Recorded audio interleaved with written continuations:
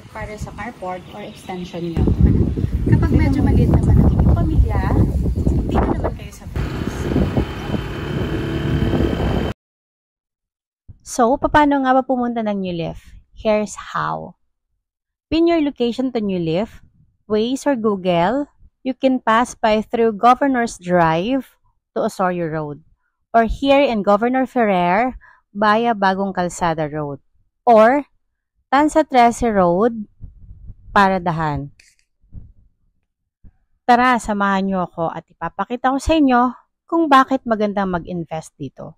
Bukod sa magandang lokasyon, may malalapit na paaralan, clinic, hospital, market, banks at malls, at higit sa lahat, accessible, palabas at papasok man ng Metro Manila.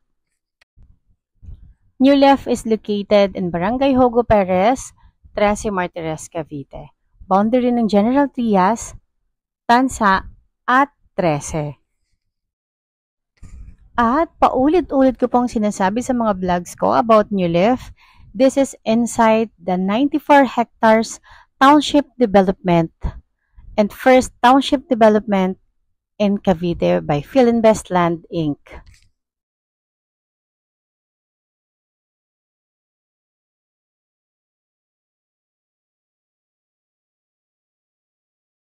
Hello, good morning. Let me just give you a brief info why Philinvest is the trusted builders for over 50 years through decades. Trusted by so many Filipinos, Philinvest transformed 2,500 plus hectares of land into homes, from residential communities and township to condos and industrial estates and retail hubs. Philinvest builds not only home for Filipinos, but a family to everyone. And I'm proud to present to you our newest reselling project, New Leaf Phase 2. New Leaf, a peaceful, modern minimalist community under Futura Homes brand. And if you're looking for a fresh start, fresh community, and fresh air, New Leaf is the best home for you. New Leaf has a commercial lots. Hindi lang po house and lot ang ino-offer ng New Leaf. Ino-offer din ng commercial or prime lots. Sa mga entrepreneurs, business owner, business-minded, investors, at sa mga nangangarap na magtayo ng business, swak na swak tong commercial space para sa inyo. Prime lots, prime location, inside the township development. Lot area range from 263 square meter to 449 square meter. Available in Block 1, Block 18, and Block 37. Hello, good morning. This is Sheng. Andito tayo ngayon sa Wood State. At sa loob ng Wood State, nandito ang subdivision, which is the New Leaf. So, New Leaf with the located. This is the Diana, and then the Verdes. Papasukin muna natin ang Diana. Diana ay 2-story with provision for 2 bedrooms. Tara, pasukin natin.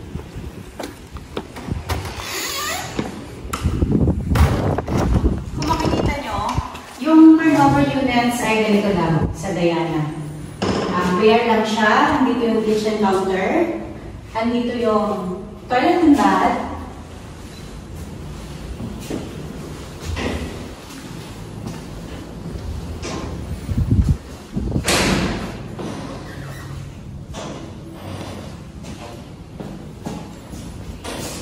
At dito naman yung extension, vacant lot na pwede nyong gawin extension for kitchen and laundry area. Dito naman sa side na to, ito yung magiging carport or garahe nyo.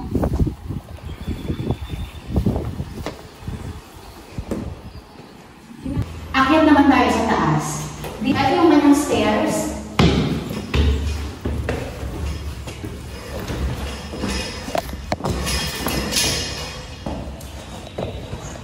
Ito yung second floor ni Diana.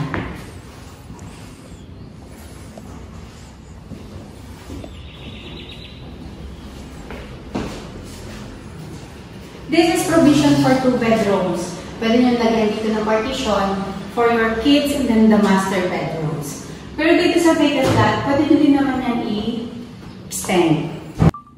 For Diana, meron tayong minimum lot area of 70 square meter and then the floor area is 37.30 square meter.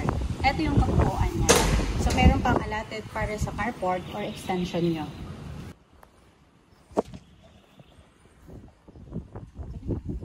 Para mayroon kayong idea sa unit na Diana, ipapakita ko sa inyo yung dress-up unit with interior. Para mayroon din kayong idea kung paano nyo i-design yung inyong bahay, ito po siya. Ito yung ating model units.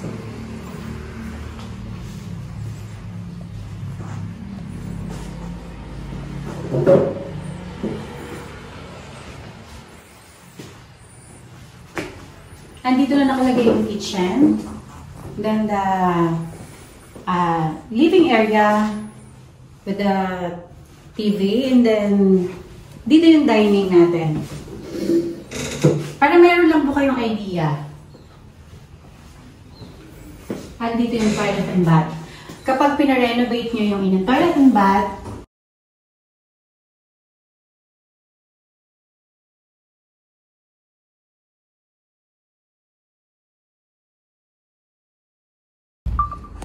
check din po natin dito sa second floor. Ito yung kanyang stairs. Hindi siya naka-tiles pero naka-paint na siya. Ito po yung naka-tiles na.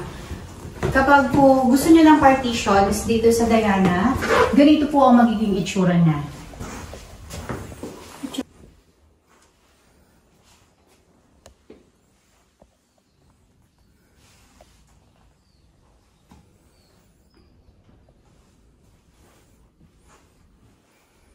Ito yung first bedroom. Dito tayo sa second bedroom.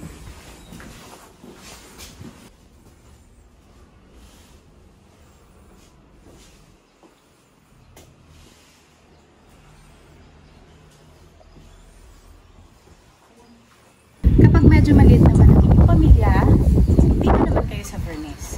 Tara, papakita ko sa inyo.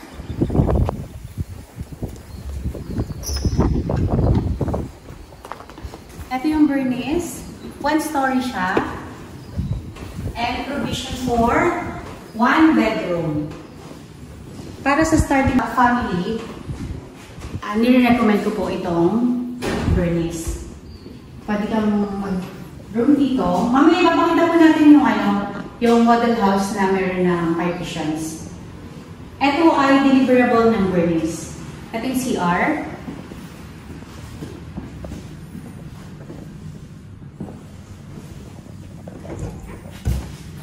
Of course, meron din vacant lot dito sa likod. Para din sa laundry area and then sa kitchen. Kung gusto nyo pong i-extend. Tapos dun sa banda doon, yung carport.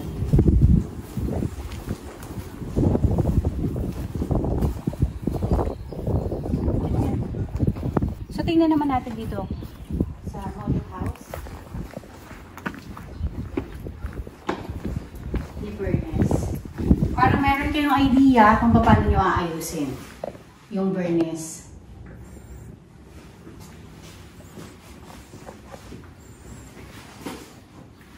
Andito yung kitchen. Ito naman yung dining and then the living area. At meron na din siyang provision for 1 bedroom. Meron na siyang hindi na provision, meron na siyang isang bedroom na may partitions.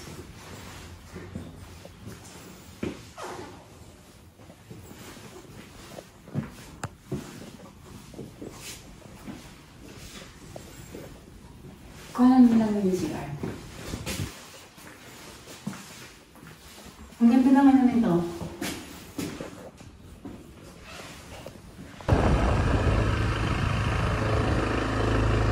Ang sarap ng hangin dito, and if you're looking for a place na marirelax ka from the stress, busy days at ingay sa paligid, better consider the New Leaf as your pahinga place. And if you're looking for a place na papatok ang business mo, for sure, ipamanifest ko na yan. Dito ka na sa New Leaf. Message me agad-agad at mag-tripping tayo. Just to recall, New Leaf available for sale, prime lots or commercial lots, Diana 2-story, Bernice 1-story. And that's it for today. For any concern, just comment or direct message me on my social media account. Don't forget to share, like, and subscribe. In real estate, you're not just building properties. You're building dreams, futures, and lasting legacies. Thank you and God bless you all. This is again Sheng, your property matchmaker. Bye!